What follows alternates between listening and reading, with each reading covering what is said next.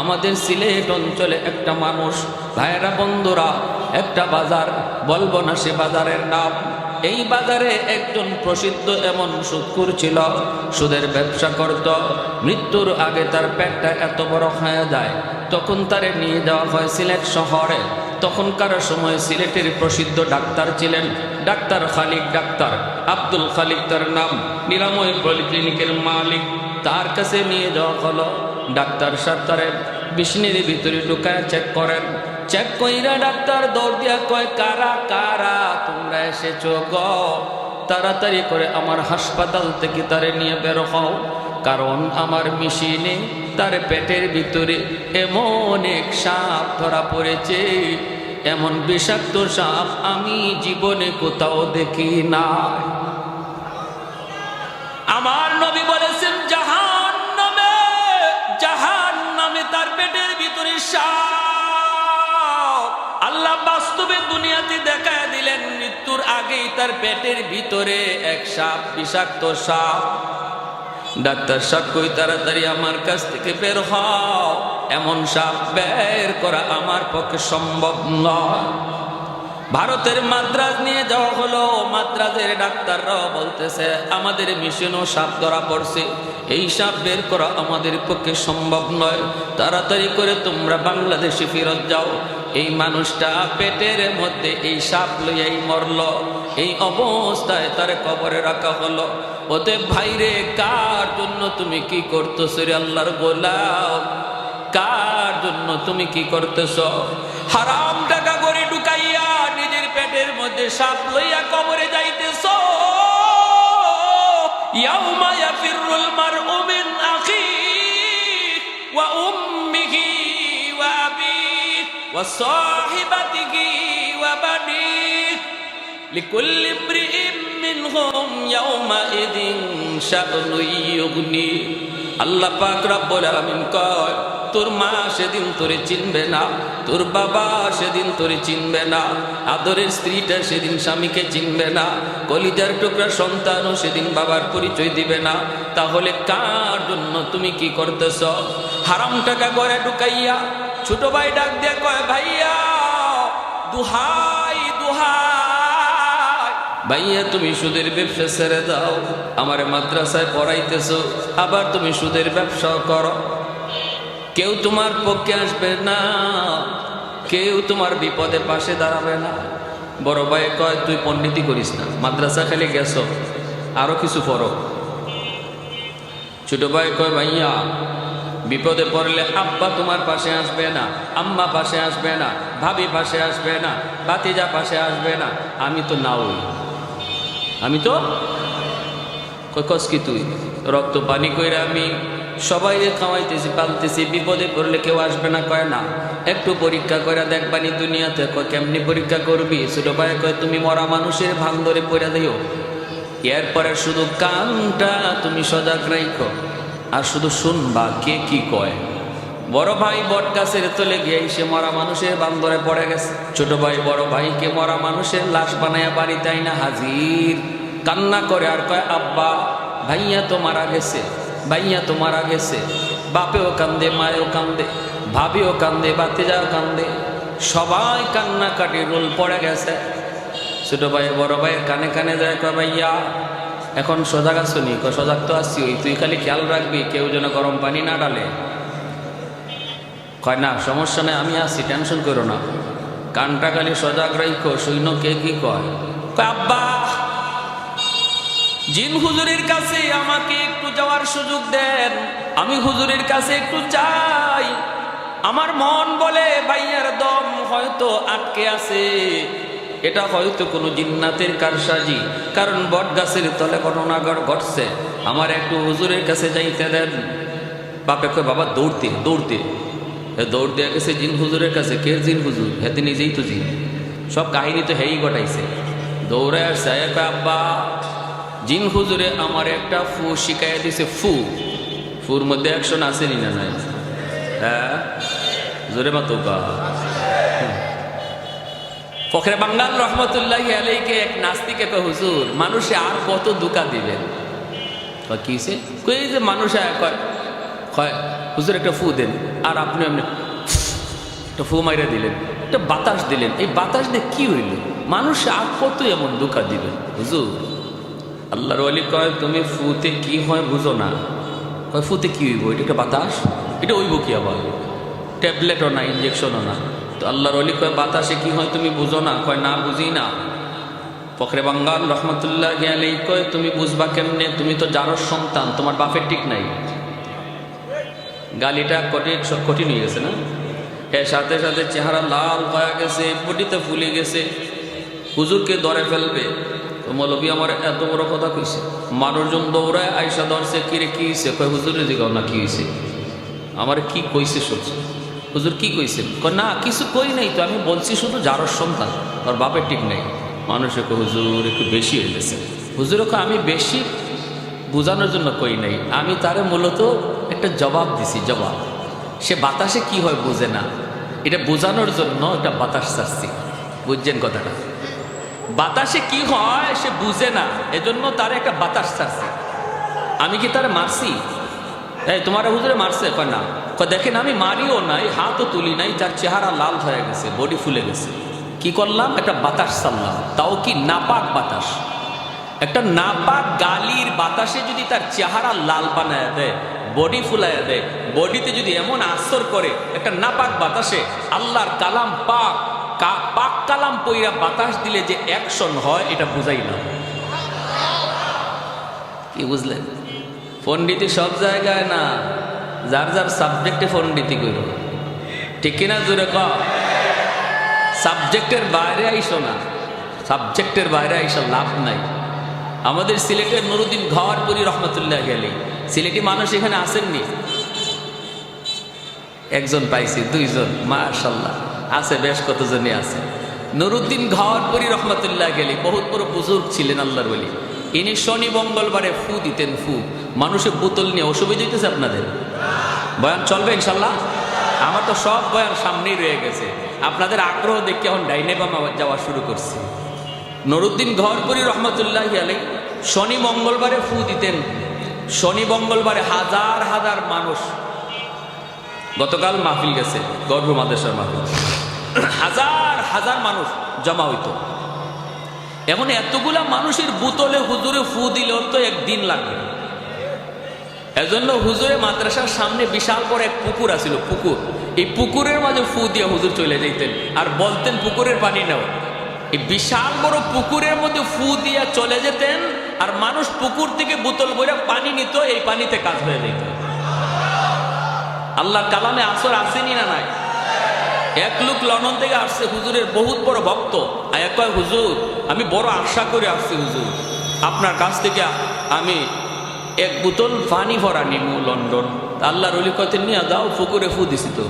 কয় হুজুর পুকুরের এক কোনায় আপনি ফু দিছেন, আর এক কোনায় গেল কেমনে? এই ফু ওই কোনায় যায় কেমনে? হুজুর আমার ইয়াকিন হয় না। হুজুর আমার একটু আপনি খাস ভাবে একটা ফু দিয়া দেন, আমি পানি খান লন্ডন নিতাম। আচ্ছা, তো আল্লাহর ওলি কয় তোমার ইয়াকিন হয় না? কয় না হুজুর ইয়াকিন হয়, কিন্তু ইতমিনানে কলব হয় না, আত্মার প্রশান্তি হয় না। তা আল্লাহর ওলি বলেছে ঠিক আছে, তোমার প্রশান্তি হোক, কেমনে হবে? কয় আমার এই জগের মধ্যে যদি আপনি একটা ফু দেন, কাচের জগ। আল্লাহর ওলি বলেন আমি ফু দিতেছি, তুমি জগ ভালো করে ধরো। আল্লাহু আকবার, জোরে কও। উনি বলেন আমি খাস ভাবে তোমারে ফু দিতেছি, তুমি জগ ধরো। কয় হুজুর এটা কি কোন? জগ তো ধরছি। কয় ভালো করে ধরো। কাচের জগ এভাবে ধরছে। আমাদের উস্তাদগণ পাশে ছিলেন, যারা দেখছেন। আল্লাহর ওলি হাতে একটা লাঠি থাকতো সব সময়, দাঁড়াইছেন লাঠিটা লইয়া, উঠতে বলেন কই জগ আনো। ধরছ? ধরছি হুজুর। আস্তে করে পানিতে খালি একটা ফু দিছেন, সাথে সাথে এই কাচের জগ টাস টাস করে ব্যাঙ্গে চৌচির পানি নিচে পড়ে গেছে। আল্লাহ, আল্লাহর কালামে আসর আসেনি না? কোন কথা আসলাম? ও ছোট ভাই, দেখছেন কই থেকে কই গেছি। কয় হুজুর আসছে, আয়সা কয় আব্বা জিন হুজুর একটা ফু শিখাইয়া দিছে, এই ফুটা ভাইয়ারে দিলেই ভাইয়া জিতা হয়ে যাইব। বাপে কয় তাড়াতাড়ি ফু দে। আব্বা হুজুর একটা শর্ত লাগাই দিছে। শর্ত কই কি শর্ত? হুজুরে বলছে এই ফুটা তোমার ভাইয়ের শরীরে দিলে ভাই জিতা হবে 100%। তবে এর আগে একজন জিতা মানুষের শরীরে ফুটা দেওয়া লাগবে। এই জিতা মানুষটা ফু খাইয়া হে জিতাও থাকতে পারে, মরতেও পারে, তবে মরার সম্ভাবনা বেশি না, কম, জিতার সম্ভাবনাটাই বেশি। এখন ছোট ভাই বাপরে কয়, আব্বা এত কষ্ট করে আমার ভাইয়ের সংসার পালার জন্য যখন যা লাগে তাই ব্যবস্থা করে, এই ভাইটাকে বাঁচানোর জন্য আব্বা তোমার গায়ে ফুটা দিমুনি। আর বড় ভাইরে কয়ে গেছে খালি কান খাড়া রাখো, কে কি কয় শুনবা। বাপে এই ফুটা খাইলে মরে যাবো, এটা কি 100%? না, সম্ভাবনা আছে, তবে এটা মরার সম্ভাবনা খুব কম, জীবিতই থাকবে। এরপরও বাপে কয় রাখ, আমার গায়ে ফু দিস না। ওর বউরে ডাক, শুরু হয়েছে এখন ফালানি। ওর বউরে ডাক, আস্তে করে কানায় কাছে ভাই শুনছো নি আব্বা কিতাব কইছে? শুনছি। ভাবি, ও ভাবি কান্দো না, কান্দো না গো ভাবি, ভাইয়া জিতা হইব। একটা ফুল হইয়া আইসি জিন হুজুরের কাছ থেকে, ফুটা দিলেই ভাইয়া জিতা হইয়া যাইব। কিন্তু ভাবি গো, ফুটা তো একদম জিতা মানুষের শরীরে আগে দেওয়া লাগবে। আব্বারে বলছিলাম, আব্বা রাজি হয় না। ভাবি তুমি রাজি আসনি? এত কষ্ট করে ভাইয়ে, এত মায়া করে, এত মহব্বত করে তোমাকে ঈদে ঈদে তোমার শাড়ি কিনে দেয়, যখন যা চাইছো অলংকারের গাট্টি আর গাট্টি, যত যা কিছু চাইছো সব তোমাকে দেয়, এত মহব্বত করে ভাইয়ে। ভাবি গো, তোমাকে এই ভাইটারে বাঁচানোর জন্য তোমার গায়ে ফোঁটা দিমুনি।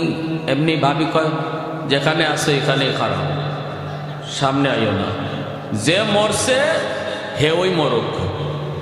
কি জবটা দিছে? এমনি দাঁড়ে গিয়ে কয়, ভাই ভাবির কথা শুনছো নি? শুনছি। তুই খালি খেয়াল রাখিস কোনোটার যেন গরম পানি না ঢালে।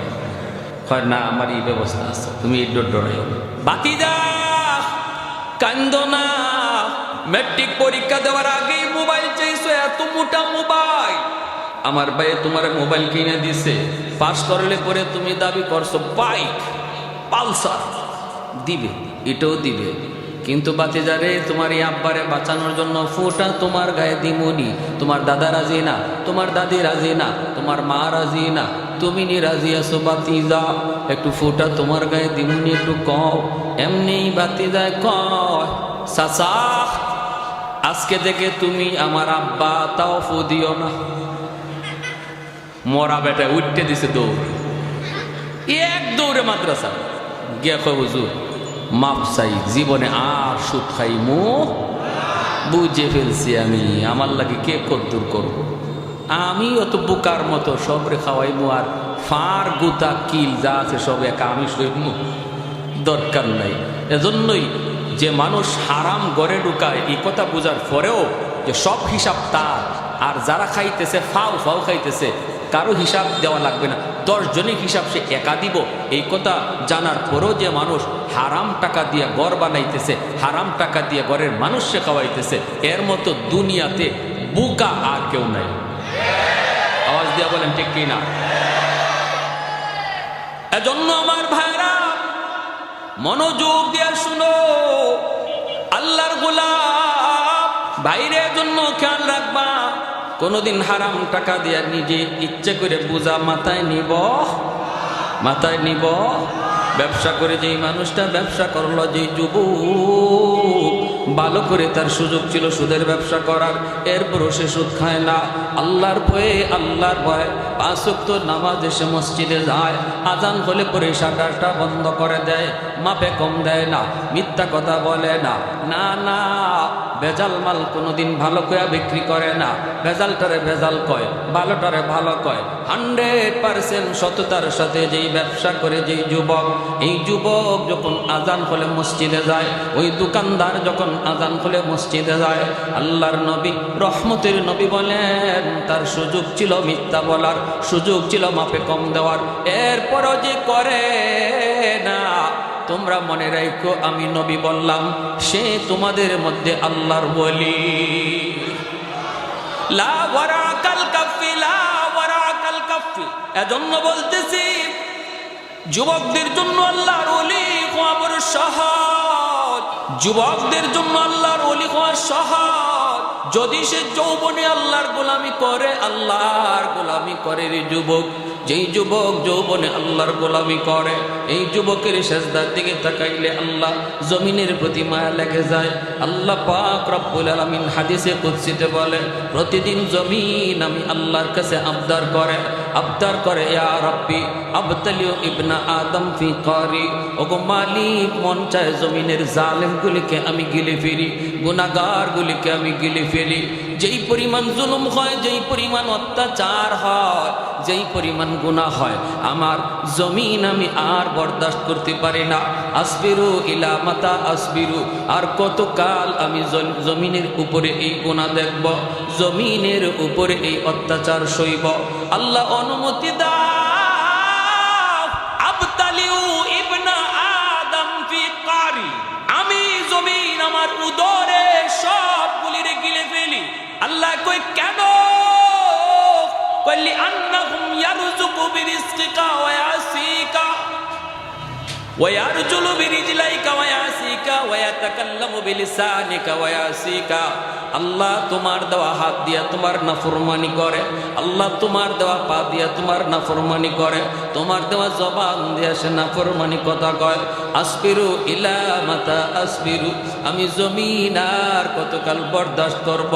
অনুমতি দাও, অনুমতি দাও। এমনি ভাবে আল্লাহ পাক কয়, আলা কুল্লা ইয়াউমিন ওয়াল আরদা ইয়াস্তাজিলু রাব্বাহু, আলা কুল্লা ইয়াউমিন ওয়াল মালাইকাতু ইয়াস্তাজিলু রাব্বাহু, আলা কুল্লা ইয়াউমিন ওয়াল বাহরা ইয়াস্তাজিলু রাব্বাহু।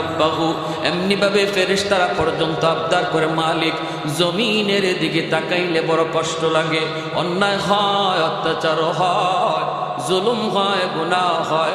আল্লাহ আমরা ফেরেশতারা আর কত সইব, আর কত দেখব? এমনি ভাবে আলা কুল্লা ইয়াউমিন ওয়াল বাহরা ইয়াস্তাজিলু রাব্বাহু, আল্লাহ বলেন সাগর মহাসাগর গুলিও প্রতিদিন আল্লাহর কাছে এই আবদার করে। সাগর ডাক দেখো, মালিক আমি সাগর, তুমি আল্লাহর কত বড় কুদরত, কত বড় কুদরত, কিন্তু এই কুদরত দেখার জন্য কিছু নাফরমান সাগরের পারে আইসা কত নাফরমানি করে। আমি সাগর আর কত দেখব, আমি সাগর আর কত সইব? আল্লাহ অনুমতি দাও, অনুমতি দাও, জমিনকে পাক বানায় দে, পানি দে ডুবায়া সব নাপাককে ধুয়ে দিই। রব্বুল আলামিন কয়, এরে জমিন বরদাস্ত কর, চুপ হ। এ ফেরেশতারা তোরা চুপ থাক, এ সাগর মহাসাগর চুপ রহ। এই জমিনে এখনো 4 শ্রেণী, এখনো 4 দল আছে। এই 4 শ্রেণীর কারণে আমি আল্লাহ জমিন টিকায় রাখছি। লাউলা মাশাইখু রুক্কা والشباب خشا والأطفال ردا والأنعام ردا لجعلت السماء حديدا والأرض خفصفا والتراب رمادا وما أنزلت من السماء قطرا وما أنبت من الأرض نباتا بل أنزلت عليكم العذاب صبا। আল্লাহ পাক রব্বুল আলামিন বলে, এই জমিনের ভিতরে এখনো কিছু আমার বৃদ্ধ বান্দা বান্দি রয়েছে, যাদের কোমরে ব্যথা, হাঁটুতে তার ব্যথা, কোমরে ব্যথা, হাঁটুতে ব্যথা। এরপরও আমার বান্দা টুকটুক টুকটুক করে আমি আল্লাহর ঘর মসজিদে চলে যায় রে, সেজদা দিতে তার কষ্ট হয়। এরপরও আমি আল্লাহর কদমে সেজদা দেয়, মাথা ঝুঁকাইলে আর মাথা তুলতে পারে না, তবু আমার কদমে সেজদা দিয়ে মাথা ঝুঁকায়।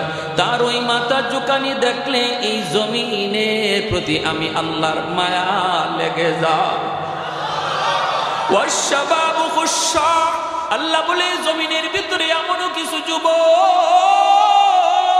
এমনও কিছু যুবক রয়েছে যৌবনের পাগলামি করে না, যৌবনকালে তারে আমি আল্লাহর গোলামি করতে দেখা যায়। এ যুবক, তুমি যদি বলো যৌবনে পারা যায় না, আমি বলবো তোমার মতো যুবক যদি তাকাও সব জায়গায় এমন কিছু যুবক পাওয়া যাবে যারা যৌবনে আল্লাহর গোলামি করে, মসজিদে নামাজ পড়ে, আসেনি না নাই? কলেজে গেলে নামাজি যুবক পাওয়া যায়, ভার্সিটিতে গেলেও নামাজি যুবক পাওয়া যায়, আর্মিতে গেলেও নামাজি যুবক পাওয়া যায়, পুলিশে গেলেও নামাজি যুবক পাওয়া যায়। এ যুবক ভার্সিটিতে পইরে যদি যুবক মাথায় পাগড়ি পইরাম মুখে নবী সুন্নত দাড়ি রেখা আল্লাহর গোলামি যৌবনে করতে পারলু, তুমি কেন পারবা না রে ভাই? তুমি কেন পারবা না? পারবো না এমন কাজকে বলা হয় যে কাজ কেউ পারে না। একজন যদি পারে তাহলে বোঝা যায় পারা সম্ভব, ঠিক না? একজনও যদি পারে তাহলে বোঝা যায় পারা সম্ভব। তুমি যদি পারো আর একজন যদি পারে, তুমি কেন পারবা না? তুমি কেন পারবা না? আমি ঢাকা ইউনিভার্সিটিতে একবার গিয়েছিলাম, আমার বন্ধু আমাকে দাওয়াত করেছে, আমি জোহরের নামাজ পড়লাম, বন্ধুর সাথে হাত মিলাইলাম, এরপরে দেখি আরেকজন আমার সাথে হাত মিলাইলো। এত সুন্দর একটা যুবক, চেহারাটা একদম নুরানি, চেহারা জলমল জলমল করে, মুখের মধ্যে আমার নবীর সুন্নতি দাড়ি, মাথার মধ্যে তার পাগড়ি, সাদা দবদবে পাগড়ি। আমার দোস্ত আমাকে বলতেছে, দোস্ত তুমি তারে চিনোনি? আমি বললাম না দোস্ত, কোনোদিন তো দেখি নাই। আমি তো তোমারে জিজ্ঞেস করতাম সে কে? সে বলে সে হলো আমার দোস্ত। তাহলে তোমারও দোস্ত হাবিবুল হাবিব হাবিবুল, বন্ধুর বন্ধু বন্ধু হয়। আমি বললাম দোস্ত, এত বড় একজন মুফতি সাহেব তোমার দোস্ত হয় কেমনে? কয় না রে দোস্ত, সে মুফতিও না, আলেমও না, মাদ্রাসায় পড়েও না, তার জীবনের শুরুই হয়েছে সেই স্কুল কলেজ দিয়া। আল্লাহু আকবার। ঢাকা ইউনিভার্সিটির মতো জায়গায় ভর্তি পরীক্ষায় ফার্স্ট ক্লাস ফার্স্ট হয়েছে, ইংলিশে অনার্স নিয়েছে, ইউনিভার্সিটির ভিতরে সে ফার্স্ট ক্লাস ছাত্র। ভার্সিটির সমস্ত শিক্ষকরা, টিচাররা, প্রফেসররা তারে বড় সম্মান করে, তারে বড় মায়া করে, আমরাও তারে বড় সম্মান করি, ইজ্জত করি। ইউনিভার্সিটির মধ্যে সে 1 নম্বর ছাত্র। আমি তখন হাতটা মিলাই, বুকটা মিলাইলাম, কপালে চুমুকাইলাম আর বললাম, যুবক, এই পরিবেশে থাকতে তোমার বুঝি কষ্ট হয় না? এই পরিবেশে তুমি চলতেছো এই পোশাক নিয়া, যেই পোশাক এই পরিবেশে মানায় না, এরপরও তুমি চলতেছো, তোমার বুঝি কষ্ট হয় না? যুবক চোখ থেকে দর দর করে পানিটা জড়ায় কান্দে আর কই, হুজুর আমার জন্য আপনি দোয়া করবেন, দোয়া করবে। আমি আমার নবীর সুন্নত তরিকায় ভার্সিটিতে চলি, আমাকে সবাই মায়া করে, আমার বন্ধুরা আমাকে আগে সালাম দেয়, এমনকি আমার ক্লাসমেট মেয়েরা যারা আছে এরাও আমাকে দেখলে মাথায় কাপড় দিয়া দেয়। তাহলে সে যদি পারে, তুমি কেন পারবা না?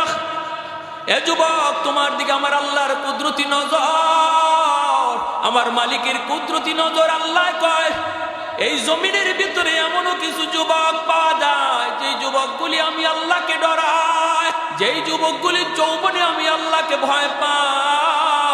ওরা যখন যৌবনে আমি আল্লাহর কদমে সেজদা দেয়, এই যুবকগুলির সেজদার দিকে তাকাইলে গুনাহগার জমিনের প্রতি আমার মায়া লেগে যায়। ওয়াল আনআম রুদ্দা, আল্লাহ পাক বলে আরেকটা শ্রেণী হলো জমিনের ভিতরে পশু পাখি আছে, এদের কোনো গুনাহ নাই, অন্যায় নাই, অপরাধ নাই। আসমানি গজব, জমিনি গজব যদি জমিনে নামে, পশু পাখিগুলি এই আযাব গজবের শিকার হয়ে যায়, অথচ এদের উপরে কোনো শরীয়ত নাই, শরীয়তের কোনো বিধিবিধান নাই। এদের দিকে তাকাইল জমিনের প্রতি মায়া লেগে যায়। আল্লাহ পাক বলে 4 নম্বর দল হলো ওয়াল আতফাল রুদ্দা, জমিনের ভিতরে কিছু শিশু বাচ্চা আছে, প্রতিটা বাপ মার কিছু শিশু বাচ্চা আছে, এই শিশু বাচ্চাগুলির উপরে শরীয়তের বিধান নাই। আমি আল্লাহর পক্ষ থেকে শিশু বাচ্চাগুলির উপরে হালাল হারামের বিধান নাই, জায়েজ না জায়েজের কোনো বিধান নাই। আসমানি গজব, জমিনি গজব যদি জমিনে নামে, বাপ মার গুনার কারণে জমিনের মধ্যে যদি আসমানি গজব, জমিনি গজব নেমে আসে, আল্লাহ পাক বলে শিশু বাচ্চাগুলি গজবের শিকার হয়ে যায়, অথচ এই বাচ্চাগুলির কোনো অন্যায় নাই, কোনো অপরাধ নাই, এরাও এই গজবের মধ্যে, আযাবের মধ্যে পড়ে যায়। এরা কান্নাকাটি করে, এদের কান্নাকাটির দিকে তাকাইলেও জমিনের প্রতি আমি আল্লাহর মায়া লেগে যায়। তাহলে শিশু বাচ্চাদেরকে মারধর করবেন না, ওদেরকে বকাবকি করবেন না, কারণ ওরা মাসুম, ওরা নিষ্পাপ। এদের কারণে আল্লাহ তোমাকে আমাকে খাওয়াইতেছে। যেই ঘরে শিশু বাচ্চা আছে, মনে রাখবা যুবক, এই শিশু বাচ্চাগুলির খাতিরে আল্লাহ তোমার আমার রিজিকের ব্যবস্থা করে। সুবহানাল্লাহ।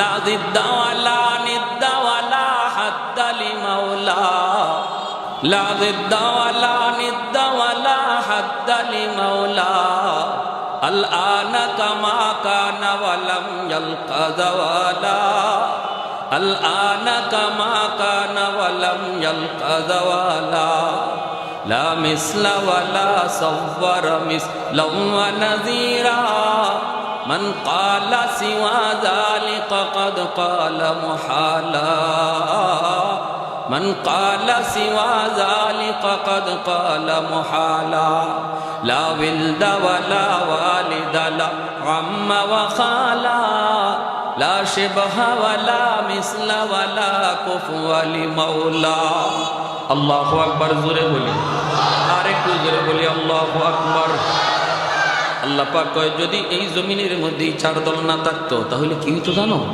আল্লাহ বলতেছে লা জাআলতুস সামাআ হাদিদা ওয়াল আরদা খাফসাফা ওয়াত তুরাবা রামাদা ওয়ামা আনজালতু মিনাস সামাই কাতরা ওয়ামা আনবাতু মিনাল আরদি নাবাতা বাল আনজালতু আলাইকুমুল আযাবা সাব্বা আল্লাহ পাক রব্বুল আলামিন বলেন যদি এই চার দল জমিনের মধ্যে না থাকতো এই জমিনকে এই আসমানকে আমি আল্লাহ লোহা বানায় দিতাম জমিনকে আমি তামা বানায় দিতাম ওয়ামা আনজালতু মিনাস সামাই কাতরা এক ফোঁটা রহমতের বৃষ্টি জমিনের ভিতরে আমি নাজিল করতাম না ওয়ামা আনবাতু মিনাল আরদি নাবাতা একটা শস্যের দানাও জমিনে উৎপাদন হতে আমি দিতাম না বাল আনজালতু আলাইকুমুল আযাবা সাব্বা আল্লাহ বলেন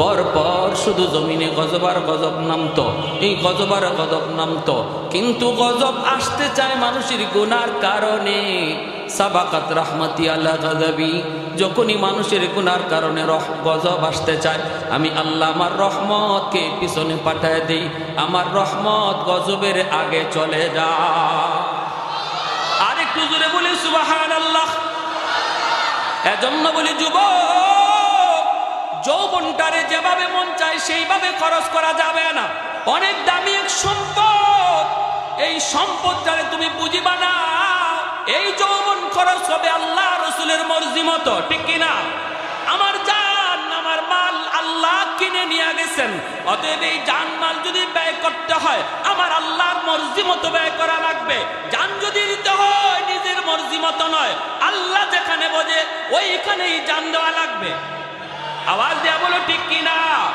ইন্নাল্লাহ আশতারা মিনাল মুমিনিন আনফুসাহুম ওয়া আমওয়ালাহুম বিআন্না লাহুমুল জান্নাহ আল্লাহ কয় মুমিন আমি আল্লাহ তোমার জান আমি আল্লাহ তোমার মাল জান্নাতের বিনিময়ে কিনে নিছি আমাদের জানমাল কিনে নিছেন কে বিনিময়ে আল্লাহ দিয়া দিবেন জান্নাত বিনিময়ে দিয়া দিয়েছেন জান্নাত জানতো একদিন এমনি দেওয়া লাগবে তবে আল্লাহর মাল যদি আল্লাহরে বুঝাইতে পারি আল্লাহ ওয়াদা করছেন বান্দা মরতে দেরি আমি আল্লাহর ওয়াদা জান্নাত দিতে দেরি হবে না তাহলে আল্লাহর মর্জি মতো যদি জান দেওয়ার প্ল্যান আসে সময় আসে দিতে প্রস্তুত কারা কারা হাত উঠে দেখা আল্লাহ কবুল করে জুড়ে বলি আমিন গত দুদিন আগে মসজিদে আকসার ইমামকে গুম করা হয়েছে আপনারা জানলে অবাক হবেন বাইতুল মুকাদ্দাসের ইমামকে গুম করে ফেলেছে ইসরাইলি হায়নার দল আমাদের আর ঘুমায় থাকার সুযোগ নাই মুমিন মনে রাখবা জীবন একদিন দেওয়াই লাগবে কিন্তু সেই জীবন আল্লাহর পথে দিতে রাজি আমরা ইনশাআল্লাহ পশ্চিমাদের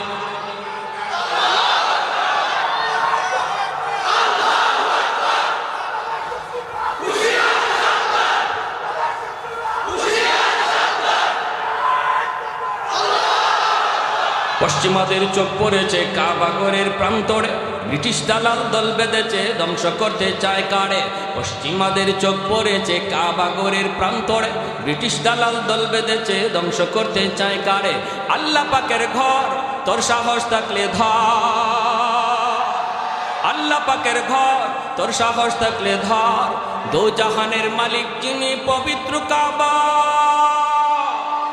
ওই আরবের দিন বাঁচাতে সত্য ন্যায়ের মুক্তি চাই মুহাম্মদের বাহিনী আজ আসলে তোদের রক্ষা নাই ওই আরবের দিন বাঁচাতে সত্য ন্যায়ের মুক্তি চাই মুহাম্মদের বাহিনী আজ আসলে তোদের রক্ষা নাই মুহাম্মদুর রাসূলুল্লাহ বাহিনী আসেনি হাত উঠে বলো আসেনি একটু দাঁড়াও, জেগে ওঠো ওহে মুসলমান, আর কতদিন দিন ইসলামের সইবে অপমান।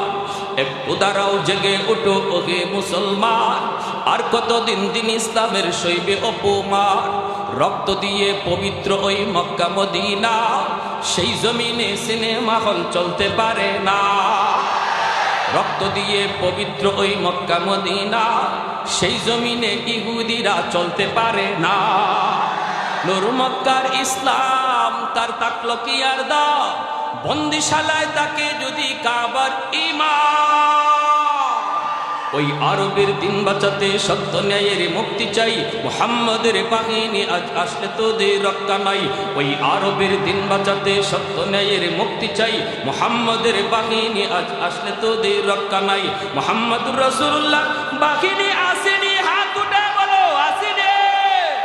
পশ্চিমাদের চোখ পড়েছে কাবাগরের প্রান্তরে, ব্রিটিশ দালাল দল বেঁধেছে ধ্বংস করতে চায় কারে। পশ্চিমাদের চোখ পড়েছে কাবাগরের প্রান্তরে, ব্রিটিশ দালাল দল বেঁধেছে ধ্বংস করতে চায় কারে। আল্লাহ পাকের ঘর তোর সাহস থাকলে ধর, আল্লাহ পাকের ঘর তোর সাহস থাকলে ধর। দো জাহানের মালিক যিনি পবিত্র কাবা, ওই আরবের দিন বাঁচাতে সত্য ন্যায়ের মুক্তি চাই, মুহাম্মাদের বাহিনী আজ আসলে তোদের রক্ষা নাই। জোরে বলি আল্লাহু আকবার, আল্লাহু আকবার। ভয় পেয়েছেন?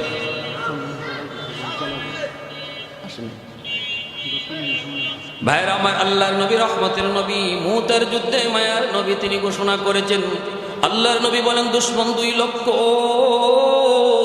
মুজাহিদ বাহিনী মাত্র 3000। আল্লাহু আকবার জোরে কোন। দুশমন হলো 2 লক্ষ, মুজাহিদ বাহিনী মাত্র কয় হাজার? আরো জোরে কয় হাজার? মায়ার নবী দয়ার নবী বলেন, সাহাবীরা শোনো, আজকের যুদ্ধ হবে ইসলামের ইতিহাসের ওই ঐতিহাসিক যুদ্ধ। এই যুদ্ধে আমি নবী 3 জন সেনাপতি নিযুক্ত করলাম। নবী বলেন 1 নম্বর সেনাপতি হবে আমার পালক পুত্র যায়েদ ইবনে হারেসা। আল্লাহর নবী বলেন, আমার যায়েদ যদি শহীদ হয়ে যায় সেনাপতি হবে জাফর ইবনে আবি তালিব। নবী বলেন, জাফর যদি শহীদ হয়ে যায় সেনাপতি হবে আব্দুল্লাহ ইবনে রাওয়াহা। আব্দুল্লাহ যদি শহীদ হয়ে যায় সেনাপতি হবে চতুর্থ একজন। চতুর্থ নম্বর সেনাপতির নাম নবী ঘোষণা করেন নাই, 3 জন সেনাপতির নাম নবী ঘোষণা করেছেন। 1 নম্বরে নবী বলেছেন যায়েদ ইবনে হারেসা, আমার নবীর পালক পুত্র, নবীর একমাত্র পালক পুত্র যায়েদ ইবনে হারেসা। নবী বলেন যায়েদ যদি শহীদ হয়ে যায় সেনাপতি হবে জাফর। এতেই বোঝা গেল মদিনার মসজিদের পাশেই একটা কান্নার রুল পড়ে গেল।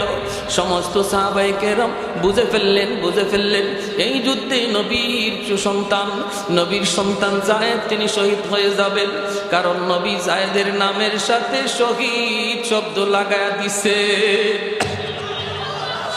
দ্বিতীয় সেনাপতি জাফর ইবনে আবি তালিব। নবী বলেন, আমার জাফর যদি শহীদ হয়ে যায় সেনাপতি হবে আব্দুল্লাহ ইবনে রাওয়াহা। সাহাবায়ে কেরাম বুঝে গেছেন জাফর শহীদ হয়ে যাবেন, এমনকি জাফর নিজেও বুঝে গেছেন তিনি শহীদ হবেন, যায়েদ নিজেও বুঝছেন তিনি শহীদ হবেন। 3 নম্বর সেনাপতি নবী বলেন আব্দুল্লাহ ইবনে রাওয়াহা। আব্দুল্লাহ যদি শহীদ হয়ে যায় সেনাপতি হবে চতুর্থ একজন, তাহলে আব্দুল্লাহ শহীদ হয়ে যাবেন। আব্দুল্লাহর নামের সাথে শহীদ শব্দ লাগানো হয়েছে। 3 জন সাহাবী তারা নিশ্চিতভাবে বুঝে গেলেন এই যুদ্ধই তাদের জীবনের শেষ যুদ্ধ, এই যুদ্ধ থেকে তারা ফিরবেন না, এই যুদ্ধ তাদের জীবনের শেষ যুদ্ধ।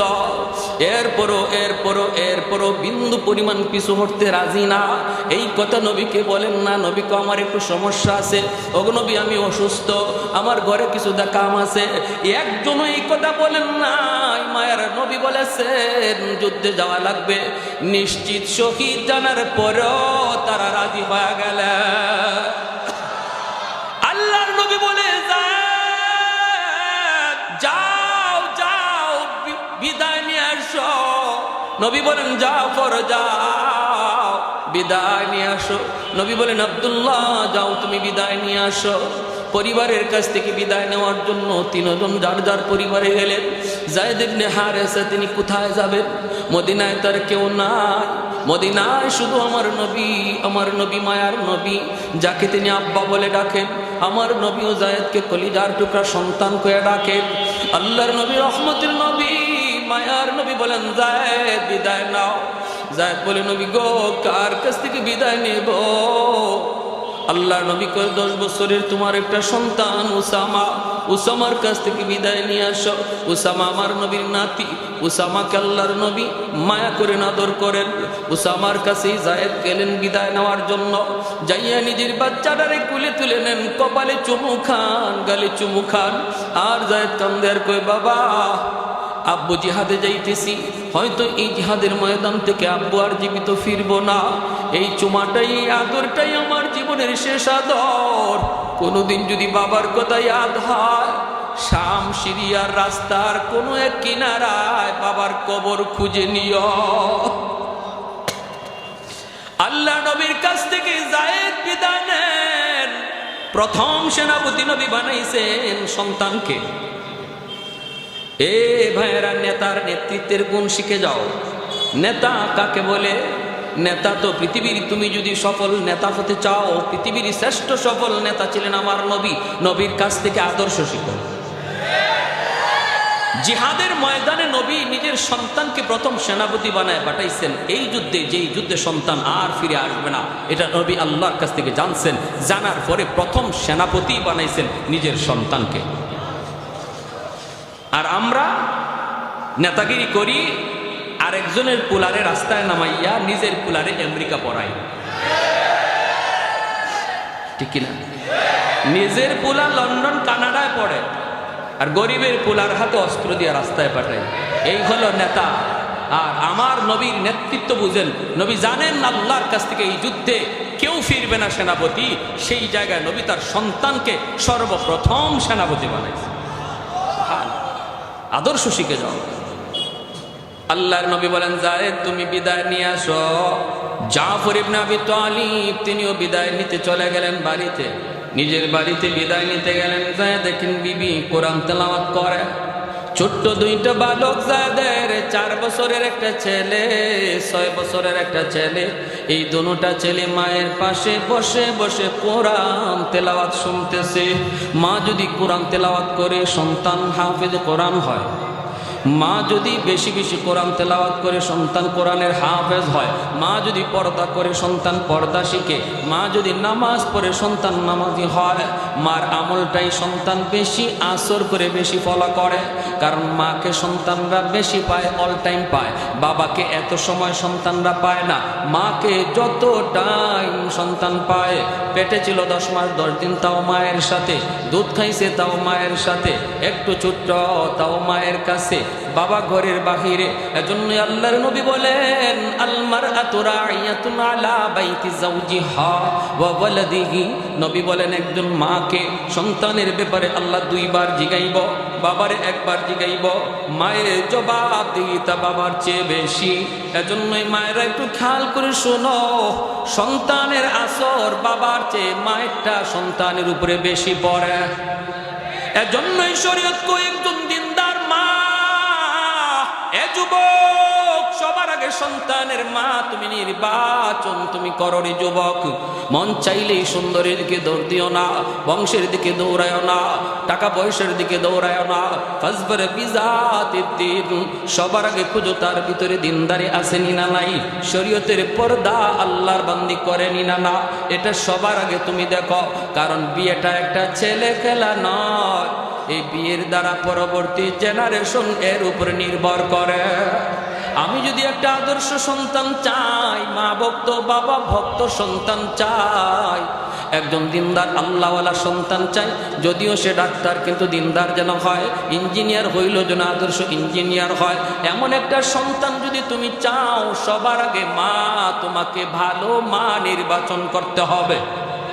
ঠিক কিনা? জোরে বলেন, আরো জোরে বলেন, ঠিক কিনা? জাফর ইবনে আবি তালিব তিনি গেলেন বিবির কাছ থেকে বিদায় নেওয়ার জন্য। যায় দেখেন বিবি কোরআন তেলাওয়াত করতেছেন। ছোট্ট দুইটা বালক, ছোট্ট দুইটা সন্তান মায়ের পাশে বসে বসে নিরিবিলি কোরআন তেলাওয়াত শুনতেছে। জাফর ইবনে আবি তালিবের গায়ে তো যুদ্ধের পোশাক পরা, হাতের মধ্যে তলোয়ার। এই অবস্থায় তিনি ঘরে যায় ঢুকলেন, ডাক দিয়ে বলেন, বিবি অল্প সময়ের জন্য একটু কোরআন তেলাওয়াত বন্ধ করো, একটু বন্ধ করো। আমার নবী, দয়ার নবী আজকের যুদ্ধে আমাকে 2 নম্বর সেনাপতি নিযুক্ত করেছেন। আমি যুদ্ধের ময়দানে যাচ্ছি গো বিবি, ও বিবি বিদায় দাও, বিদায় দাও। বাচ্চা দুইটারে কুলে নিয়ে আদর করে জাফর তিনি বিদায় নিতে যাবেন।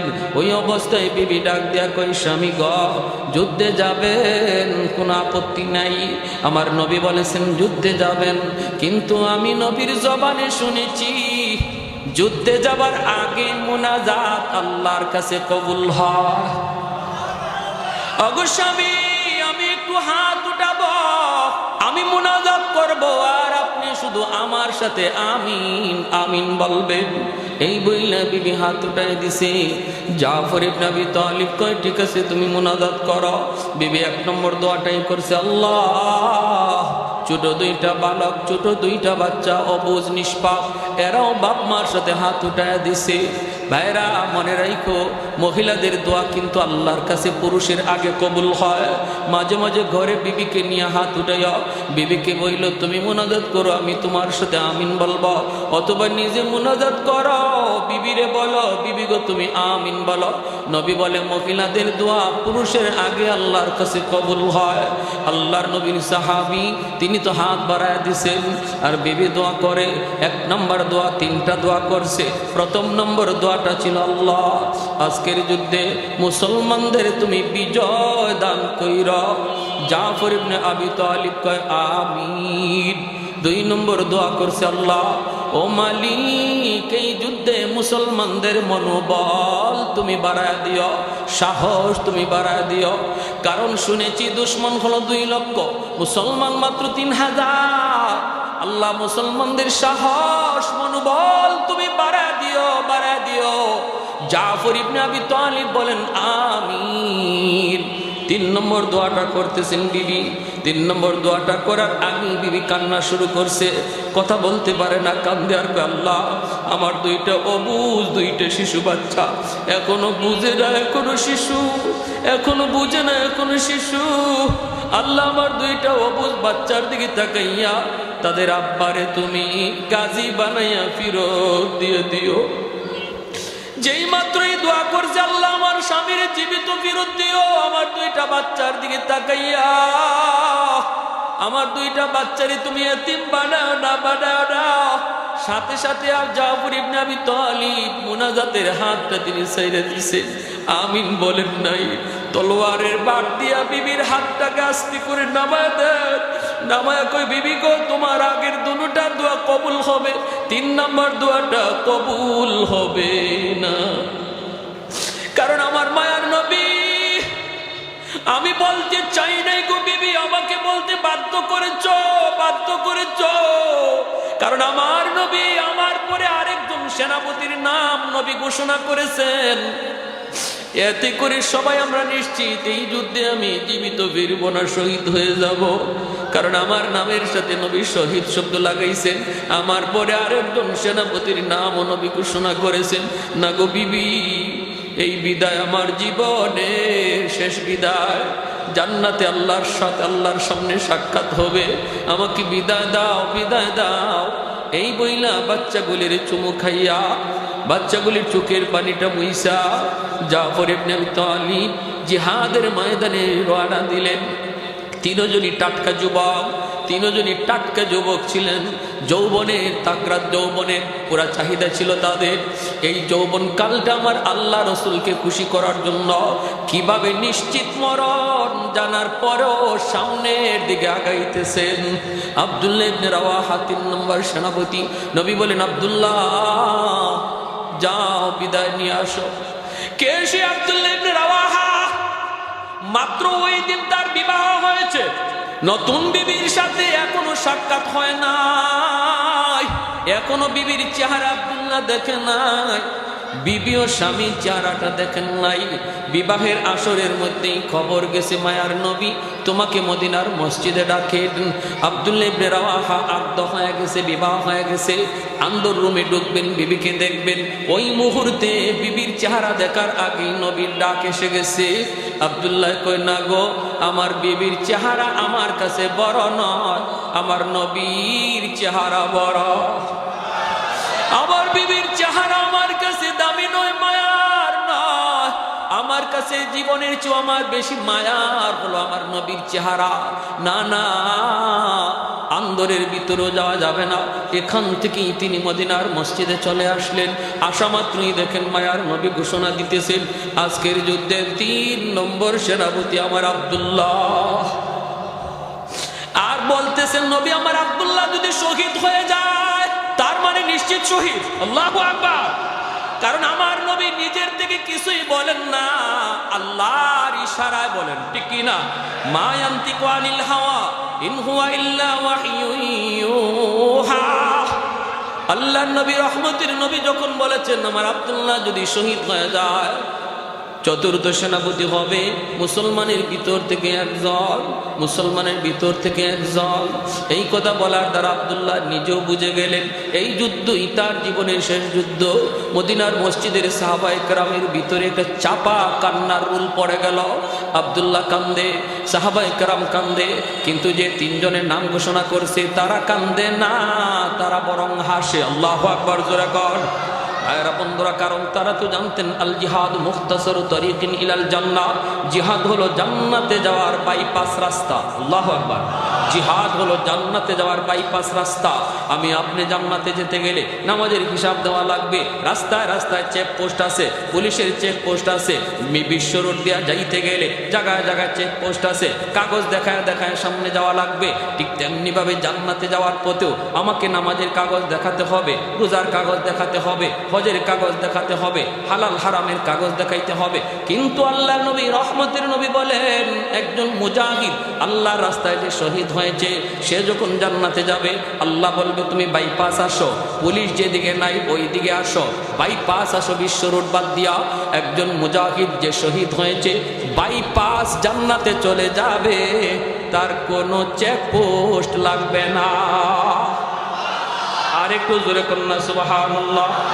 আহাদুল লাইসা কামিসলি সামাদুল লাইসা কাফাদলি লিমানিল মুলকু তুগুই তো সাজাওয়ার খুদাই, লিমানিল মুলকু তুগুই তো সাজাওয়ার খুদাই, তো খুদাবন্দ ইয়ামিনি তো খুদাবন্দ ইয়াসারি, তো খুদাবন্দ জমিনি তো খুদাবন্দ সমাই, তো রহিমি তো করিমি তো সমিঈ তো বসিরি, তো মুইদ্দি তো মুদিল্লি তো মালিকিল আরশি বজাই, বরি আজ খুরদম ও খুফতম বরি আজ তহমত মরদম, বরি আজ বিম উমিদি বরি আজ রঞ্জ বালাই। আল্লাহু আকবার। আব্দুল্লাহ ইবনে রাওয়াহা বিদায় নেওয়ার জন্য নতুন বিবির কাছে যান। ঘোড়ার পিঠে সওয়ার, যুদ্ধের পোশাক পরে তিনি রওনা দিলেন। বন্ধুদেরকেও সাথে নিয়ে গেলেন, সঙ্গী সাথীদের নিয়ে তিনি বাড়ির দরজার পাশে যা ডাক দিলেন, বিবি গো বিবি, বিদায় দাও, বিদায় দাও, যুদ্ধে যাচ্ছি। মায়ার নবী আজকের যুদ্ধে আমাকে 3 নম্বর সেনাপতি ঘোষণা করেছেন। ও বিবি, আমি তোমার হক আদায় করতে পারলাম না, আমি তোমার হক আদায় করতে পারলাম না, এজন্য তুমি আমাকে কোনো দায়ী করো না।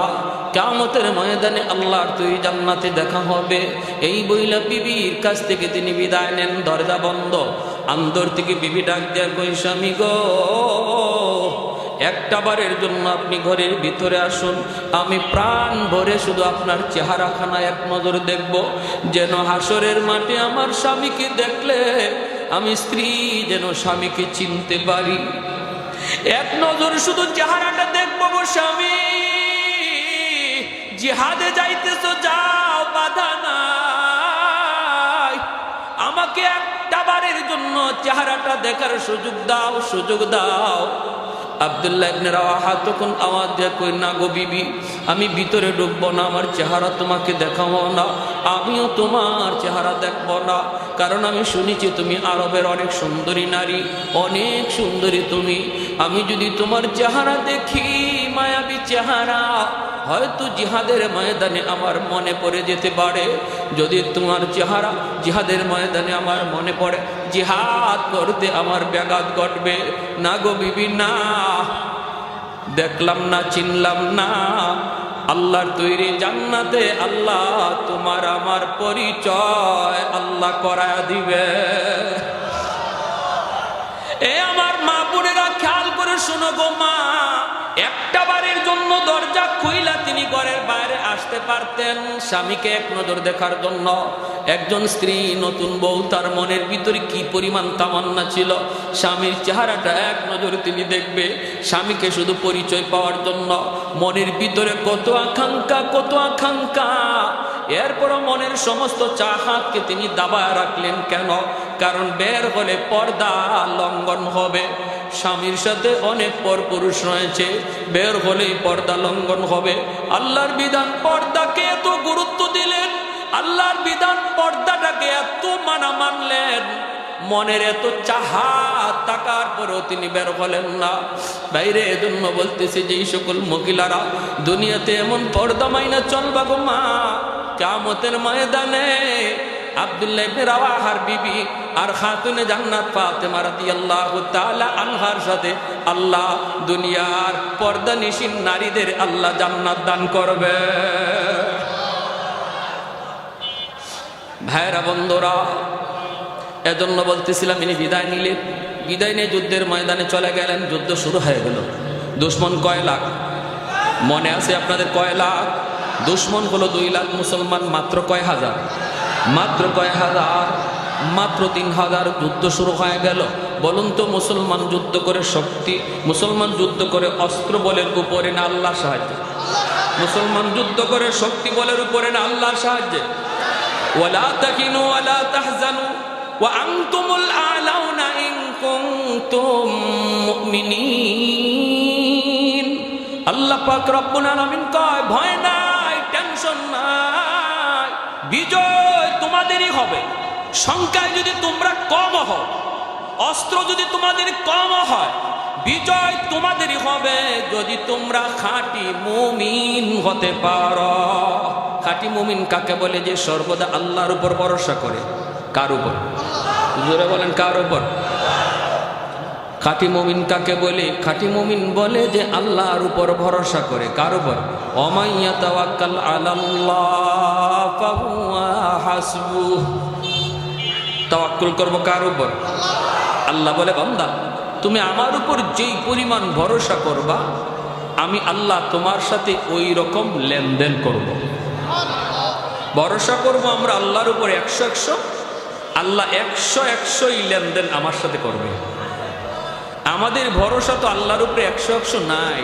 কেউ 10%, কেউ 20%, কেউ 50%, অর্ধেকের উপরেই নেই। কেউ আমরা অর্ধেক আল্লাহর উপরে ভরসা করি, অর্ধেক দোকানের উপরে, অর্ধেক চাকরির উপরে, অর্ধেক মেম্বারের উপরে, অর্ধেক চেয়ারম্যানের উপরে, অর্ধেক নেতার উপরে। এই ভরসা নিয়ে আমরা চলি, বিধায় আল্লাহ পাক আমাদের সাথে লেনদেন ওই রকমই করে। আল্লাহ পাকের আচরণটা এমনই হয়। ডাকাতের দল বের হয়েছে, ডাকাত সর্দার তাকায় দেখে, হায় হায়, ঘটনা কি? একটা খেজুরের পাকা খেজুর গাছ থেকে একটা কাক পাকা খেজুর টুটে নিয়া একটা মরা খেজুর গাছে নিয়ে খেজুরটা রাখি আবার চলে আসে। আইসা আরেকটা খেজুর মুখে নিয়ে আবার মরা খেজুরটার কাছে যায়, যাইয়া সে আবার এখানে নিয়ে আনে ডাকে। ডাকাত সর্দার কয়, ঘটনা কি? এখানে তো বোঝা দরকার আছে আমার।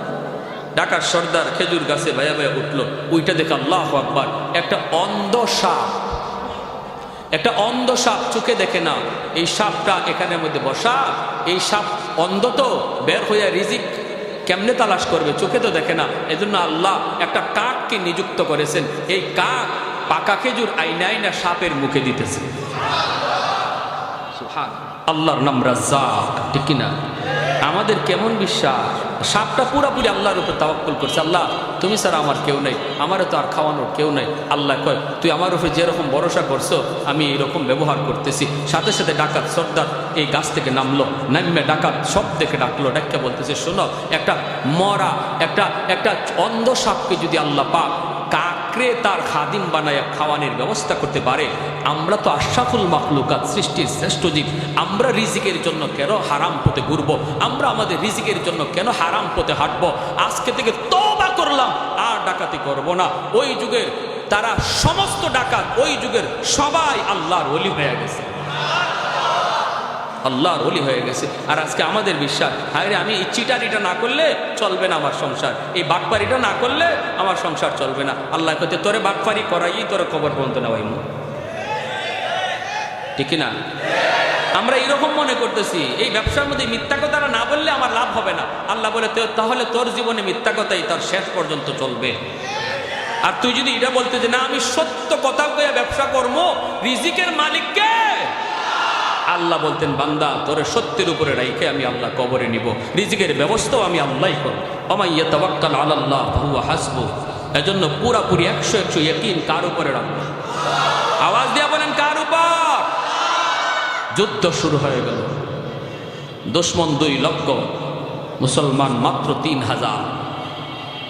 সেনাপতি 3 জনের নাম ঘোষণা করা হয়েছে, আর 4র্থ নম্বর সেনাপতির নাম নবী ঘোষণা করেন নাই।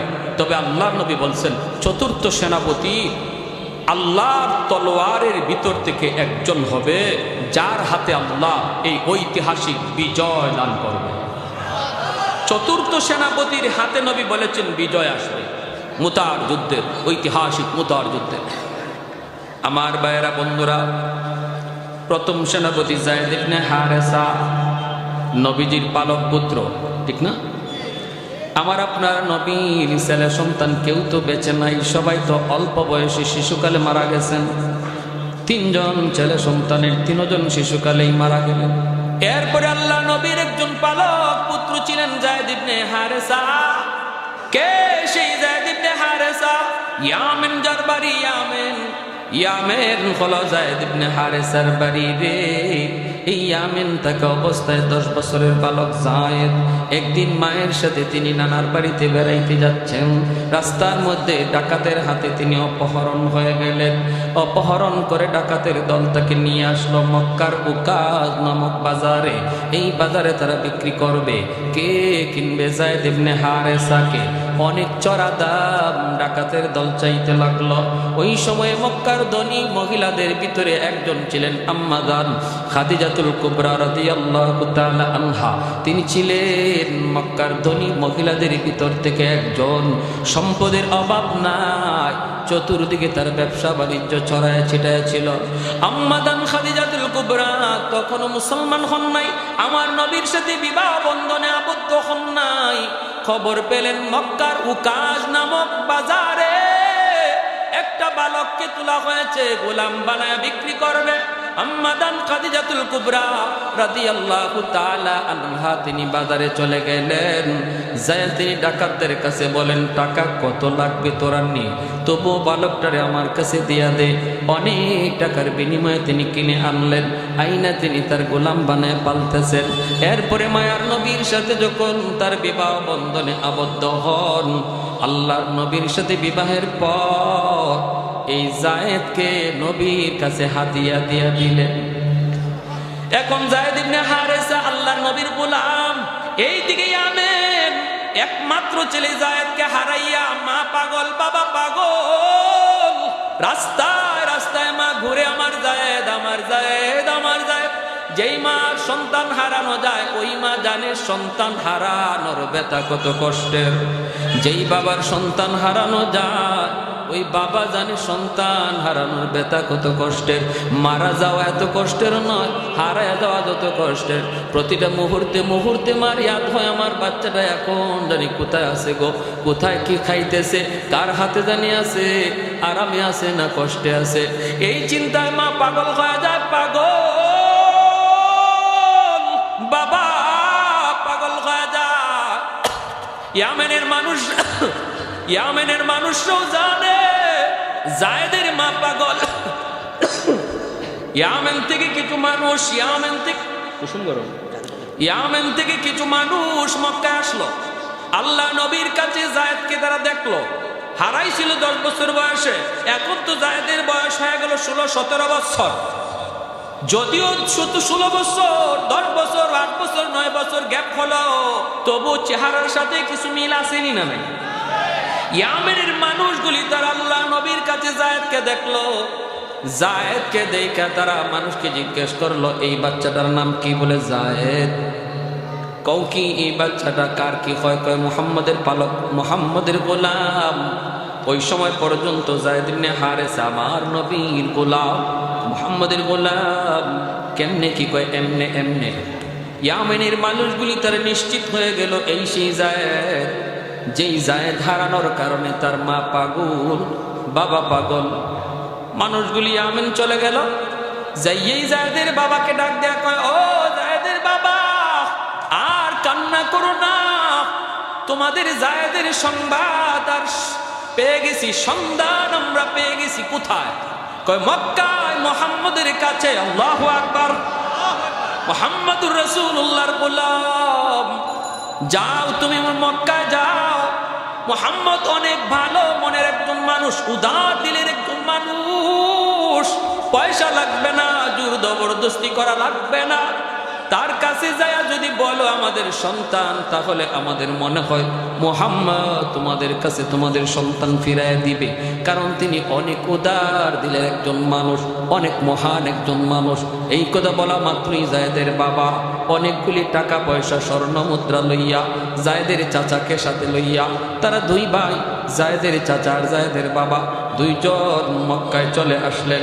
আল্লাহ নবীর কাছে সাক্ষাৎ করে তারা বলতেছেন, নবী গো, আমরা ইয়ামেন থেকে এসেছি, আমাদের বাড়ি হলো ইয়ামেন। কেন এসেছেন? বলে শুনেছি আপনার কাছে একটা বালক আছে, নাম জায়েদ। আল্লাহ নবী বলে, হ, ছিল বালক, এখন তো যুবক। আল্লাহু আকবার, জোরে বলেন। আল্লাহ নবী বলে, কি হয়েছে আমার জায়েদ, কি হয়েছে? জায়েদের আব্বা বলতেছে, নবী গো, এই জায়েদ হলো আমার ছেলে, আমার পুত্র, একমাত্র সন্তান। 10 বছর বয়সে আমার জায়েদ ডাকাতের হাতে অপহরণ হয়েছিল। অপহরণকারীরা তারে অপহরণ করে নিয়ে গেছিল। এরপরে থেকে তার মা পাগল, আমিও আধা পাগলের মতো। আমাদের ঘুম নাই, খাওয়া নাই, মা এখনো সুস্থ না। এখনো তার মা জায়েদ জায়েদ করে কান্দে। ওগো নবীজি, যা লাগে আমরা তা দিব। অনেকগুলি স্বর্ণ মুদ্রা নিয়ে এসেছি, এগুলি আপনি রাখেন, লাগলে আরো দেব। তবু আমাদের সন্তানকে আমাদের কাছে ফিরায় দেন, মাকে বাঁচার সুযোগ দেন। আল্লাহর নবী, দরদি নবী, মায়ার নবী, যেই নবী জন্মের আগে বাবা হারাইলেন, শিশু বয়সে মা হারাইলেন, ওই নবী মা বাবার কথা শুনলে কতটা নরম হয়। আল্লাহ নবী নরম হয়ে গেল। নবী বলেন, বাবা টাকা লাগবে না, স্বর্ণ মুদ্রা লাগবে না, আমি নবী বাবা পাই না। জন্মের পর থেকে কোনোদিন বাবা ডাক আমি নবী দিতে পারি না। আব্বু ডাকের ভিতরে কত মজা আমি মুহাম্মদ জানি না। একটু বুঝ হওয়ার পরে মা হারাইলাম। জায়েদ যেহেতু আপনাদের সন্তান বলতেছেন, আমি বিন্দু পরিমাণ বাধা দিব না, আটকাবো না, রাখবো না। আমি জায়েদকে আপনাদের কাছে দিয়ে দিব, কোনো টাকা পয়সা লাগবে না। তবে আমার জায়েদকে একটু জিগাইতে হবে, জায়েদ আপনাদেরকে চিনে কি না। আল্লাহ নবী ডাক দিলেন, পাশের রুমেই ছিলেন জায়েদ। নবীও ডাক দিলেন, বাবা জায়েদ, জায়েদ ইবনে হারেসা। আল্লাহ নবীর ডাক শোনা মাত্রই ঘরের ভিতরে ঢুকে তিনি তাকায় দেখেন, পাশেই দাঁড়ায় আছেন, নবীর পাশেই বসা আছেন 2 জন মানুষ। একজনের চেহারার দিকে তাকায় তিনি জায়েদ চিনে ফেলেছেন, ইনি আমার 10 বছর আগে হারানো বাবা, ইনি আমার চাচা। জায়েদ চিনে ফেলেছেন, বাবাকে চিনে ফেলেছেন, চাচাকে চিনে ফেলেছেন। আল্লাহ নবী রহমতের নবী বলেন, জায়েদ তুমি কি ওদেরকে চিনছ? জায়েদ কয়, নবী গো আমি চিনে ফেলেছি, ইনি আমার আব্বা, ইনি আমার চাচা। আল্লাহ নবী বলে, জায়েদ তুমি যে হারায় গেছিলা, তোমাকে ডাকাতের দল যে অপহরণ করে নিয়ে এসেছে, কোনদিন আমি নবীর কাছে তুমি তো বলো নাই রে জায়েদ। জায়েদ বলে, নবী গো কেমন করে বলবো, কেন আমি বলবো, কারণ মায়ের আদর, বাবার আদর, সমস্ত আদর আমি আপনার কাছে পাইছি। মা হারানোর ব্যথা, বাবা হারানোর ব্যথা, মা হারানোর ব্যথা, বাবা হারানোর ব্যথা, মা বাবার অভাব তো আমি টের পাই নাই। আল্লাহ নবী, রহমতের নবী কই যায়, এমন কথা বলে না, বাবা বাবা তো বাবাই, মা তো মা। তোমার মা পাগল হয়েছে, শুধু জায়েদ জায়েদ করে, বাবা চলে যাও, বাবার সাথে মায়ের কাছে চলে যাও, বাপ মার কাছে চলে যাও, তারা নিতে আসছে, আমি খুশি মনে তোমাকে বিদায় দিলাম। যেই মাত্র নবী এই কথা বলছেন, জায়েদ তো মাথা নিচের দিকে দিয়ে কান্না শুরু করছে, কথা বলে না, নড়ে না, চড়ে না। আল্লাহর নবী বুঝতে পেরে নবী আবার বলতেছেন, জায়েদ তুমি যদি তোমার আব্বা আম্মার সাথে যেতে চাও, আমি নবী বাধা দেব না, তুমি চলে যেতে পারো, বিনিময়ে আমি কিছুই নিব না।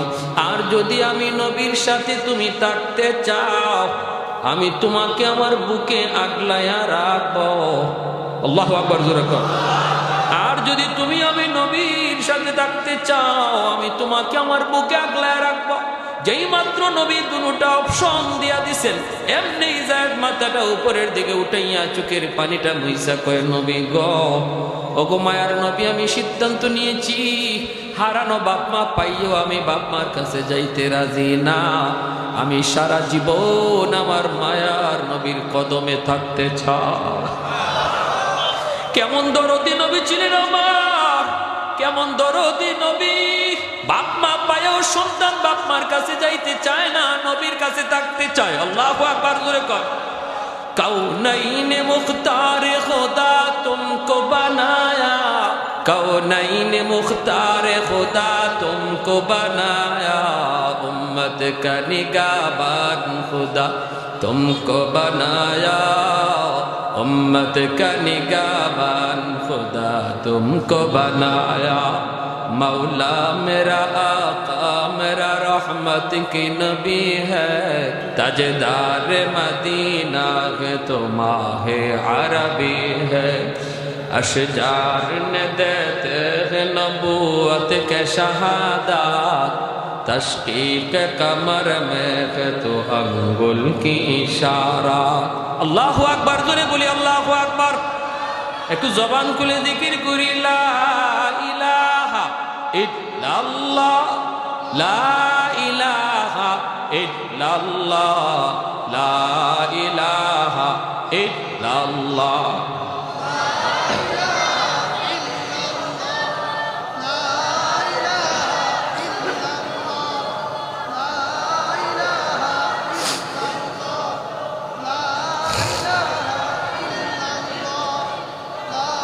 সবাই একসাথে, লা ইলাহা ইল্লাল্লাহ, লা ইলাহা ইল্লাল্লাহ।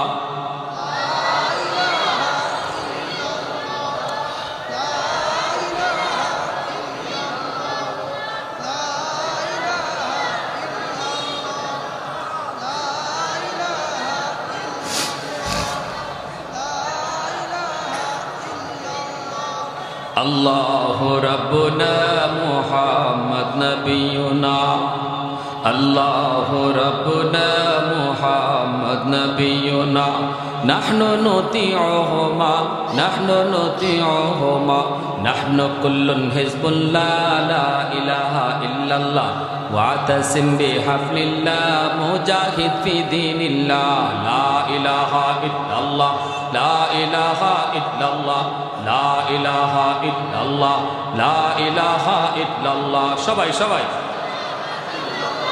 লা ইলাহা ইল্লাল্লাহ, লা ইলাহা ইল্লাল্লাহ, লা ইলাহা ইল্লাল্লাহ, লা ইলাহা ইল্লাল্লাহ।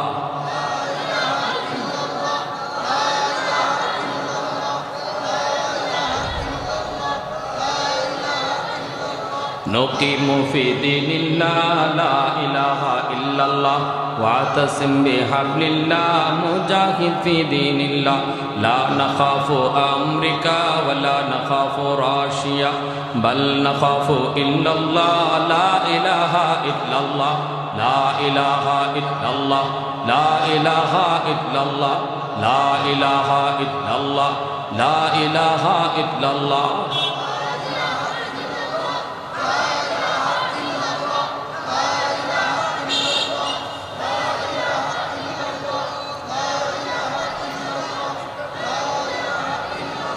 লা ইলাহা ইল্লাল্লাহু মুহাম্মাদুর রাসূলুল্লাহ। জোরে সুরে বলি সাল্লাল্লাহু আলাইহি ওয়াসাল্লাম। যেই মাত্র যায়েদ ইবনে হারেসা তিনি বললেন, ইয়া রাসূলুল্লাহ, আমি সিদ্ধান্ত নিয়েছি, আমার মনকে জিজ্ঞেস করেছি, আমার মন বলে বাকি জীবন নবীর সাথেই থাকতে চাই। দ্বীনের নবী, মায়ের নবী, রহমতের নবী বসা ছিলেন, নবী দাঁড়ায় গেলেন। যায়েদের বাবা দৌড় দিয়া যায়েদকে বুকে জড়ায় কয়, বাবা কি সিদ্ধান্ত তুমি দিলা রে বাবা? একবারও কি মার কথা ইয়াদ হলো না? একবারও কি বাবার কথা ইয়াদ হলো না? যায়েদ বলতেছে, বাবা ও বাবা, তুমি কি চাও না গো বাবা? তোমার সন্তান আরামে থাকুক, সুখে থাকুক, শান্তিতে থাকুক। সকল পৃথিবীর বাপ মা চায় সন্তান সুখে থাকুক, আরামে থাকুক। ও বাবা, তুমি বিশ্বাস করো, বাপ মার কাছে থাকলেও আমি এত আরাম, এত সুখ পাবো না যতটা সুখ আমি মায়ার নবীর কাছে থাকলে পাবো। এই কথা বলা মাত্রই যায়েদের বাবা যায়েদকে বুকে জড়ায় ধরে কপালে চুমু খায় আর বলে, বাবা তাহলে আমার বুঝ হয়ে গেছে রে বাবা, কতটা আরামে তুমি নবীর কাছে ছিলা। ঠিক আছে, আমি যাই তোমার মাকে বলবো, আর মাঝে মাঝে আমরা বাপ মা নবীর দরবারে আইসা তোমাকে দেখে যাব, আর আমরা নিজেরা খুশি মনে নবীর কাছে তোমাকে রেখে গেলাম। আমরা মা, আমরা বাবা মাঝে মাঝে আইসা তোমারে দেখবো, তুমি নবীর কাছে থাকো। সেই যায়েদ আল্লাহর নবী উইঠেই বুকে লইয়া, নবী বুকের মধ্যে জড়ায় ধরে একটা দৌড় দিয়া নবী ঘর থেকে বের হয়ে গেছে। বের হয়ে এক দৌড়ে সাফা পাহাড়ের উপরে গিয়ে উঠলেন। সাফা পাহাড়ের উপরে উঠে আল্লাহ নবী এলান করেন, এ মক্কার মানুষেরা শোনো, এতদিন পর্যন্ত তোমরা জানতা যায়েদ মুহাম্মদের গোলাম, আজ তোমরা জেনে রাখো, যেই যায়েদ তার মা পাইলো, বাবা পাইলো, হারানো বাপ মা খুঁজে পাওয়ার পরেও বাপ মার কাছে যাইতে চাইলো না, নবীর কাছেই থাকার সিদ্ধান্ত দিল। আজ থেকে ওই যায়েদ আর মুহাম্মদের গোলাম নয়, আজ থেকে যায়েদ হলো মুহাম্মদের পালক পুত্র। আম্মাদান আয়েশা সিদ্দিকা রাদিয়াল্লাহু তাআলা আনহা বলেন, এত মায়া করতেন মায়ার নবী, এত আদর করতেন, যখনই মায়ার নবী ঘরের ভিতর থেকে আওয়াজ পাইতেন, বাহিরে যায়েদের আওয়াজ শোনা যায়, সাথে সাথে মায়ার নবী তিনি ঘর থেকে এমনভাবে তিনি ঘর থেকে বের হতেন, আম্মাজান বলেন নবী কোন হালতে আছেন এটাও খেয়াল করতেন না। যায়েদের আওয়াজ পাইলে নবী যদি গায়ে কিছু নাও থাকতো, শরীরটার মধ্যে একটা চাদর থাকতো, এই অবস্থায় নবী ঘর থেকে যায়েদ কইয়া দৌড় দিয়া বের হয়ে যাইতেন। আম্মাজান বলতেছেন নবী যায়েদ ইবনে হারেসারে এত মায়া করতেন, খালি আওয়াজটা পাইছেন আমার যায়েদ আইছে এই কথা কইয়া নবী আমাদের কাছ থেকে এইভাবে দৌড় দিতেন, কোন হালতে আছেন এটারও খেয়াল থাকতো না। সেই কলিজার টুকরা সন্তানটারে মায়ার নবী মুতার যুদ্ধের 1 নম্বর সেনাপতি বানাইছেন। এবং জানেন এই যুদ্ধে যায়েদ জীবিত ফিরবে না, যায়েদ শহীদ হয়ে যাবে। যুদ্ধ শুরু হয়ে গেল, প্রথম সেনাপতি যায়েদ ইবনে হারেসা। মনে আছে? মনে আছে? মুসলমান যুদ্ধ করে শক্তি বলের উপরে না আল্লাহর সাহায্যের উপর? অস্ত্রের উপরে না আল্লাহর সাহায্যের উপর? আমরা তো আমাদের মূল অস্ত্রের কথা ভুলে গেছি, আসল অস্ত্র ভুলে গেছি। নকলে টানাটানি, উম্মতে মুহাম্মদী নকলে টানাটানি। অস্ত্র সংগ্রহ করো, কিন্তু মূল অস্ত্র আমাদের এই আসবাব নয়, মূল অস্ত্র হলো আল্লাহর সাহায্য, আল্লাহকে খুশি করা। আল্লাহ যদি আমাদের উপর খুশি থাকে তাহলে দুশ্মনের হাতে থাকবে 147, আমাদের হাতে থাকবে ইটের টুকরা, ইটের টুকরা। ঠিক কিনা জোরে কর? আল্লাহ যদি আমাদের উপর খুশি থাকে, ওদের হাতে থাকবে অত্যাধুনিক অস্ত্র, আমাদের হাতে থাকবে মাটির চাকা। আল্লাহ এই মাটির টুকরাকে অ্যাটম বোমা বানায় দেবেন। ঠিক কিনা জোরে কর? এটা আল্লাহ পারে না? বদরের যুদ্ধে মাত্র 313 জন সাহাবী, 8টা তলোয়ার, বাকিদের হাতে খেজুরের ডাল। এই খেজুরের ডালকে আল্লাহ তলোয়ার বানায় দিয়েছে। যে যে দিক দিয়ে খেজুরের ডাল দিয়ে আঘাত করছে, তলোয়ারে যা না করে ডালে এর চেয়ে বেশি করছে। আবু জাহেলের যে 2 বাচ্চায় খেজুরের ডাল দিয়ে গুতা দিছে, এই খেজুরের ডাল আবু জাহেলের বডি ছিদ্র ওইয়া মাটির ভিতরে গিয়ে ঢুকছে। কি বুঝলেন? হ্যাঁ, তাহলে বোঝা গেল আমরা আমাদের মূল পাওয়ার ভুলে গেছি, আল্লাহকে খুশি করা। আল্লাহ আমাদের উপরে নারাজ। এই মুহূর্তে আমাদের সবচেয়ে বড় করণীয় হলো আল্লাহকে খুশি করা। যদি আল্লাহকে খুশি করতে পারি তাহলে আমাদের অস্ত্র কি পরিমাণ আছে এটা দেখা লাগবে না। আমরা ময়দানে দাঁড়ায় থাকবো, শুধু দাঁড়ায় থাকবো, মূল অ্যাকশনে যাবেন আল্লাহ নিজে। আল্লাহ তার নবীকে বলতেছেন, বন্ধু তুমি মারছো না, আমি আল্লাহ মারছি। আল্লাহ বলতেছেন আমার আপনার নবীরে, বন্ধু বদরে তুমি মারছো না তো, মারছি তো আমি আল্লাহ, তোমারে সামনে সাইনবোর্ড বানিয়ে রাখছি। এজন্য যতগুলা বন্দী হয়েছে 70 জন মার্কা মারা কাফির বদরে নিহত 70 জন বন্দী যারা বন্দী হয়েছে, এরা প্রত্যেকেই এরকম জবানবন্দি দিছে। জবানবন্দিতে কয় তোমরা আমার আর বন্দি করো নাই তো, বন্দি করছে কেডা? কয় ভাই কি যুদ্ধ করব, খালি রওনা দিছি, তোমাকে একজনের উপরে হামলা করব। হঠাৎ করে দিকে আসমান থেকে ঘোড়ার উপরে সোয়ার হইয়া সাদা পোশাক সাদা জুব্বা তলোয়ার লইয়া আমার ঘোড়ার সামনে খাড়াইয়া আমার গাড়ির মধ্যে ধরছে। কয় তলোয়ারটা ফালাই দে, নাইলে একবার আলাদা করে ফেলব। কয় খালি রেডি হয়েছি, তীর মারবো, এমনি দিকে আমার পিছনে কে গোতা মারা। কয় পিছনে চাইলাম, দেখি সাদা পোশাক সাদা জুব্বা। নবীর চাচা হযরত আব্বাস রাদিয়াল্লাহু তাআলা আনহু বদরের যুদ্ধে আমার নবীর আপন চাচা আবু জাহেলের পক্ষে, হযরত আব্বাস রাদিয়াল্লাহু তাআলা আনহু নবীজির বিপক্ষে, পরে উনি কালেমা পড়ে মুসলমান হয়েছেন। সে আব্বাস রাদিয়াল্লাহু তাআলা আনহু ওনাকে আব্দুল্লাহ ইবনে মাসউদ রাদিয়াল্লাহু তাআলা আনহু বন্দী করে নবীর সামনে আনছেন। আল্লাহ নবীর কাছে আনার পরে নবীকে আব্বাস রাদিয়াল্লাহু তাআলা আনহু বলতেছে, ভাতিজা মুহাম্মদ তুমি কি মনে করো তোমার আব্দুল্লাহ আমারে এইভাবে বন্দী করে নিয়ে আইছে? নবী বলেন, চাচা এই তো দেখতেছি তো, তাই আমার আব্দুল্লাহ আপনারে নিয়ে আসছে। এমনি নবীর চাচা আব্বাস বলেন, ভাতিজা তোমার চাচারে ভুলে গেছে, তোমার সাহাবী এমন আব্দুল্লাহ 10 জনও তো তোমার চাচারে তোমার কাছে বন্দী করে আনার মতো না। আল্লাহ নবী বলতেছে, চাচা আমারও তো এমনটাই মনে হইতেছে, আব্দুল্লাহ আপনারে কেমনে ক্যাপচার করবে? এমনি হযরত আব্বাস রাদিয়াল্লাহু তাআলা বলে, ভাতিজা আব্দুল্লাহ না, ওই মানুষটা কই? একটু আগে যে এখানে বসা ছিল আমি তার দিকে তাকাইতেছিলাম, সে কোথায় গেল? আল্লাহ নবী বলে, চাচা ইনি তো মানুষ না, ইনি জিবরাইল আমিন। হযরত আব্বাস রাদিয়াল্লাহু তাআলা বলে, ভাতিজা ইনি আমাকে গ্রেফতার করেছে, আমি দেখেছি কে আমাকে গ্রেফতার করেছে, ছিল তোমার সাহাবী আব্দুল্লাহ। আল্লাহু আকবার, জোরে কন। আমরা সেই জাতি, ঠিক কিনা জোরে বলেন? আমরা সেই জাতি, আমরা সেই ইতিহাস ভুলে গেছি। সেই ইতিহাস ভুলে যাওয়ার কারণে আমাদের কপালে এত দুর্গতি। এদিকে একজনে লাথি মারে, এদিক থেকে আরেকজনে লাথি মারে, আর আমরা ফুটবল হইয়া